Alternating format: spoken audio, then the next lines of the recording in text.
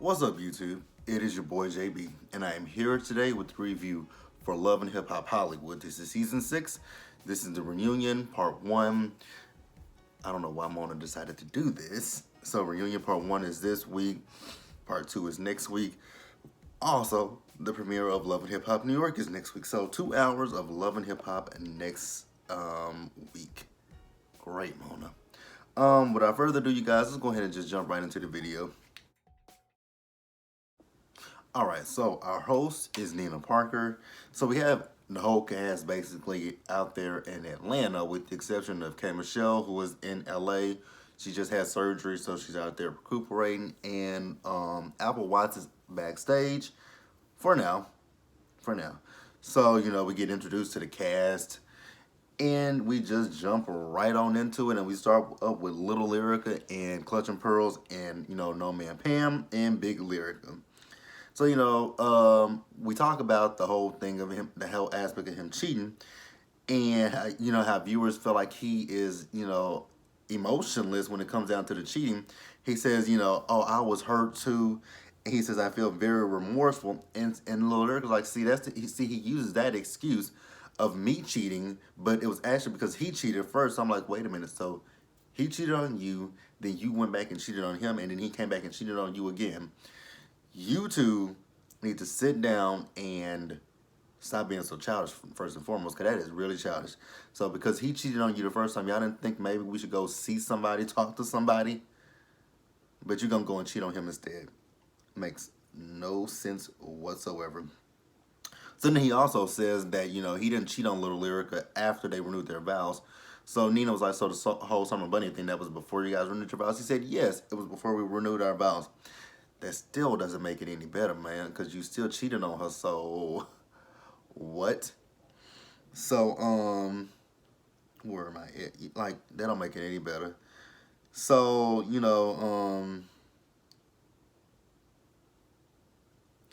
okay, so then Little Lyrica got into it with No Man Pam. So she was talking about, Pam, you need to, like, No Man Pam, you got to stop because you baby him. And I don't know why she said that, because No Man Pam just went off.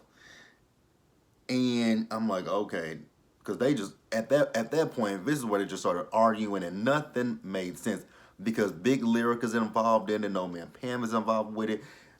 Clutch and Pearls, he is over there arguing with Big Lyric, and I'm just like, what the fuck is going on? And I'm just like, Nina, can you get control of your stage? And I'm not saying it in a bad way, but damn, they were just going off. And then, Little Lyrica brings up the fact that, with Ray J and Princess, Ray, did everything to make Princess feel safe and secure. And Ray's like, wait a minute, how did I come into this? So, Ray said, well, when it comes down to his friend, he wants to make sure his friend's heart is right. I'm like, your friend's heart is right, but your friend is a cheating ass bastard. And I'm not gonna place all the blame on him, but I'm gonna place some of the blame on him, because Lil Lyrica said it, he cheated first, and so that still bothers me. The fact that he cheated first and then she came back and cheated again. Who does that? Like, really, who does that? Now, the thing about Clutch and Pearls that got me was the fact that he was just so fucking nonchalant about this whole shit. Like, I can't even tell that he cared about his wife, because he was just so nonchalant about the whole thing. Like, I would have got up and slapped the shit out of him, because he was coming off like a complete asshole. So then we move over to, the whole Mr. Ray situation, who, by the way, he looked, with all that makeup on, he looked like Mr. fucking Potato Head. So, they talk about, when Clutch and Pearl slapped him at the party. Zell said that he didn't expect for that to happen. I'm like, what did you expect to happen? You expected him to just be like, oh, he said something about my child, so I'm just going to let that shit go? What were you expecting? So then Mr. Potato Head says to the group, to everybody, that he just repeated something that he heard. And I'm like, so you didn't factually know all this stuff happened, so you're just going to repeat something that you heard in passing. That's very smart, my bro. That's very smart. So then, Little Lyrica says that she wasn't seeing anyone, and that had nothing to do with her son, which that is true. And then, yeah, so that's when Clutch and Pearls and Big Lyrica got into it again. And this time, it was just nothing but a bunch of bleep, bleep, bleep, bleep, bleep, bleep bleep, bleeps, bleeps, bleeps. Like, damn, I mean, they were just cussing up a storm. I'm like, what the? And they had to escort, first of all, what the fuck did Big Lyrica have on? Why does she have on one of those Angel Brinks outfits? Because that's definitely an Angel Brinks look.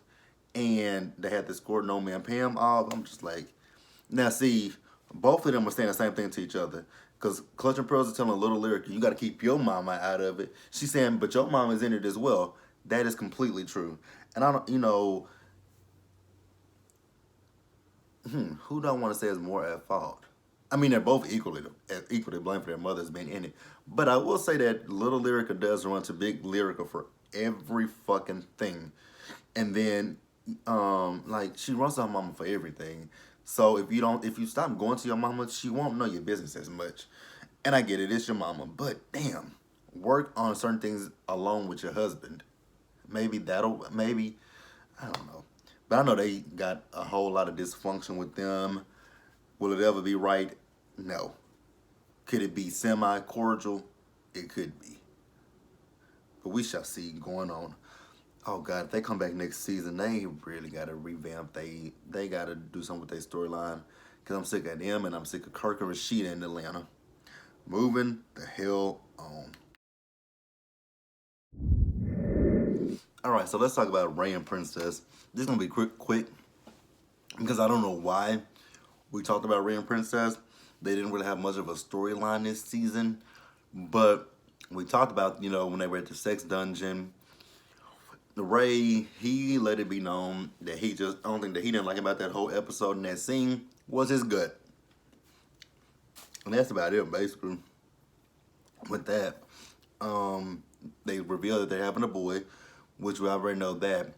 Man, this is so interesting that this reunion was filmed after all the shit that has happened with Ray and Princess of recent.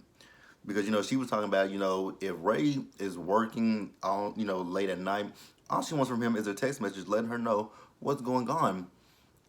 And if the rumors are true, he didn't do that. Because she had to go through his phone, and that's why she did all that stuff that she did on social media a few weeks ago. But that's neither here nor there. I wonder if that's the storyline for season 7.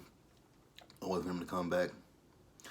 And, they tell Little Lyric and Clutch and Pearls they can move forward with their marriage. They can, if they keep their mothers out of it. And then I don't know why Mona did this. Mona decided to give that damn dog, Bugatti, a segment. Could we bring up the dog segment? I'm like, really? I had literally forgot about that. Keeping it short and simple, the guy who said that, the dog was in his neighbor's house or whatever, it was a lie. He was a person that was trying to extort the money out of them for Bugatti. So that is basically it. I don't know what the fuck they brought that shit up for. It wasn't nothing. Moving on. All right, now let's talk about Apple. So we have Apple on the stage. It was Mr. Potato Head, Mickey Monday, Tierra Marie, and Yo-Yo. Now, Apple looked a little different. I don't know if Apple has lost some weight or what, but Apple just looked a little different. So, they start talking about, everything's going on with Apple. They mentioned that shoe deal that didn't go through with her. And she was like, well, once it was all said and done, she sucked up the tears and she, put herself together. But the guy also hit her up for her to do something called Strip Fest. I'm like, damn. But that should let Apple know. He didn't want to do major business with you, but he did want you to host a strip fest. Like, I think you should look at yourself and be like, and don't let him be the determination of what you should do. But if people see you in that light and that's all that they see you as, that's all that they're gonna want. They're not gonna expect anything more of you. So to get better results, you want to change. I mean, don't change up who you are completely, but just make some tweaks to, just make some tweaks, like I said. That's just how I feel. And also, Yo-Yo said the same thing that I think a lot of people felt in that situation with him.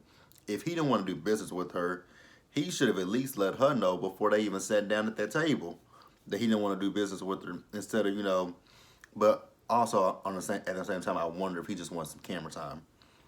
Not saying that that's what it was, but it's a possibility. So then we bring up Apple's drinking. So Apple says that she doesn't have a drinking problem, but once she starts drinking, she can't stop drinking. I'm like, Apple, that's a drinking problem, my love. If you go out and you start drinking and you don't know when to stop, that means you have a drinking problem because that means you don't know what your limit is. So yeah, that is a drinking problem. I know most people think that when you have a drinking problem, is which this is a part of alcoholism as well. A person who wakes up and has a drink and then goes to bed with a drink. Yes, that is a problem as well. But what Apple just said is completely a problem. The fact that you start drinking and you don't know when to stop, that is very bad because you can drink yourself into alcohol poisoning. So, yeah, Apple, that is an issue that you definitely should try to fix. I'm like, wow, that shit is crazy. And she's talking about how she's just on a new path of not wanting to fight bitches and stuff. And they asked her, so Nina asked her, so do you have an issue with Paris and Zoe? She says, no, I don't have no issues with them. My whole thing was that they just threw the shit on me, you know. And then, she's talking about, she don't care if anybody understands her. Her kids understand her. Her son understands her. They love her. Which, I mean, I'm not gonna, I would expect her kids, I would expect none less from her kids. And then, we got Tierra on the stage. So Tierra's talking about how, her what happened with her, how everything helped her. I don't know if her going to rehab helped her. I think that's what she was trying to say at first, but girl, that did not help you. But she did end up saying what the wake-up call was for her. The wake-up call was when she was out there in New York driving on that car with 3 fucking wheels where she could have hurt herself and somebody else involved. So that was her wake-up call. And then Apple says that's why she does Uber. I'm like, Apple, that's not the point she was trying to make. It's fine to take Uber. She can't take Uber because you guys remember that case she had with the Uber driver a few years ago. But that's not the case, Apple. Apple, you do have a drinking problem. I'm not going to tell you an alcoholic, but you do have a drinking issue, my love. And that is something that the thing with Apple is Apple has got to want to get the help. You can put the resources in front of her all day, every day, but she has to first want to acknowledge. She has to first acknowledge that she has the issue, number one, and then number two, she has to want to get the help herself. But I just wish the best for Apple, because I think Apple's could be a good talent, but she's getting her own way, and that's just how I feel about the whole situation. So let us move on. All right, and these two fucks. So we start up with Teeny Fizzle Pop in February, March, April, May, June, July, August, September, whatever the girl's name is. So they're talking about Omarion, and these two want to down talk him because Fizz is talking about he don't really talk to nobody. And April's like, yeah, that's that. When you first meet him, yeah, he's a little bit guarded. He doesn't, he does that. And then Teeny Fizzle Pop is talking about how season 1 of Love and Hip Hop Hollywood, Omarion reached out to him so that he could have a friend on the show because nobody actually really talked to Omarion. And I'm just like, oh my god, like, are you fucking serious? This is some bullshit. I see why Omarion did what he did. Like, this nigga here just keep cutting. Like, nigga, if he ever was to consider working with your bitch ass again, you just shooting it to hell. Like, are you fucking joking with me? Like, God. And he's like, the only person in this group that was my friend is that man over there talking about Bug. And, he says the others were co-workers. And so Nina was like, so do you agree with that, Bug? Like, were you all co-workers? He says, prior to this whole Millennium Tour, I would agree that we were all co-workers. And, he's talking about, but I talked to O about his issues, and he's, O, he really doesn't want to talk about it. And, he says he won't speak on it. And, March says that he never will speak on it. And I was so happy that Paris clocked her ass. She said basically you are a liar. Like you sitting here, you mess with Omarion and then you went and mess with his band member, and April's like, "Don't worry about me. Don't worry about that. Da da da da da, bitch." And I was so. This is the one time that I was on Paris' big orange pumpkin spice looking ass. This is the one time that I was actually on her side. She said, She said, "Bitch, you a whole ass lie," which April is a whole ass lie. Like April is sitting up here acting like she ain't done shit. Like, I don't want those two really work a nerve. Oh God. So then, Paris and April going back and forth, and Zell hopped in, and I'm like, why are you in it? Paris can handle herself. Like, let her deal with it. He told April, watch her mouth before he go over there and beat up Teeny Fizzlepop. And Teeny Fizzlepop's like, huh? I would have been like, nigga, try me. If you think you that bold to come over here and if you think you can whoop my ass, bring it, my nigga. Like, that's why I would have told Zell. I'm just like, oh my God, this is so stupid. So then, so seems like, because Nina asked Boog about the tour, the international tour. He was pretty much like, he would like for it to happen. I'm like, Boog, that tour is never going to happen. But I'm going to give you an A for effort. T. Fizzlepop, however, does not want the tour to happen for obvious reasons. But I'm with Boog, like, my nigga, be smart and strategic about your shit. Get, move, like move in stealth, like be incognito. Be smart about your shit. Like, it's okay to fuck with April, but it's a time and a place. Like, nigga, get your bag, get your money, and then go off with him, which he didn't do that. Because at the height of the tour, this is when all this shit came out. Keep your business private. Or at least sit down and have a conversation with O and be like, hey, O, me and April, we gonna rock. Like, I've been saying this million times before. We gonna rock with each other. I want, really and truly, it's a respect thing. I believe it's a respect thing. Just respectfully go to your band member and be like, hey, bruh, I know that's your baby mama, and I ain't trying to be I ain't trying to be disrespectful or rude or no shit like that. But I got an interest in her, and I just want to, I want your blessing. Now I don't need your blessing, but I would just like to have your blessing. Just so that we cool, we on the same page with each other. But did he do that? No. So just be. And I was with Book, like, be smart about your shit. Like, be smart about your shit, my nigga. Get your money, but you just fucked your money over. So they finally admit to Nina that they are together, which I'm like, why do we care? And somebody asked Moniz, does she care? And she was like, it was Zell. She's like, I don't really give a fuck about those two. And they were like, yes, she does. No, she does not. She cares about her son. And April's like, we know who you are.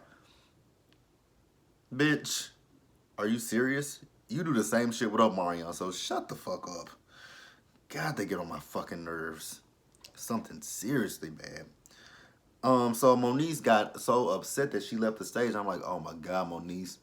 I get it. He's been an asshole, but it's making it look like you're more concerned about something that you're not. So Nina asked Boog, how does he feel about, Teeny Fizzlepop and April. He was like, I don't go to bed with those two, so I really don't care. But, again, it's just the fact that he fucked up the money. That's the big issue. And so somebody said, well, if it was your baby mama, how would you feel? He said, I'd fuck that nigga up. Exactly. Which can't nobody blame on Marion. So then he said, she was with his brother and then she got with him. And they were like, whoa, whoa. He wasn't saying his actual brother. What he was saying was his band member, his brother. Because if you go back and look at interviews with them back in the day, they were, they were brothers. They were friends. They were this, they were that. But now, because of this whole April shit, Omarion don't mean shit to Boog. I mean, not Boog, but Teeny Fizzlepop at all. Like, you a fly-ass, fuck-ass nigga. So then, some April dropped the bomb that, there was some, there was a lot more shit going on in the band. you know, people messing with other people's family members. I'm like, oh, wow. And that was where part one of the reunion ended, you guys. So be sure to like this video, leave your comments, subscribe to the channel, hit that bell notification button, share the video, and I will see you guys later.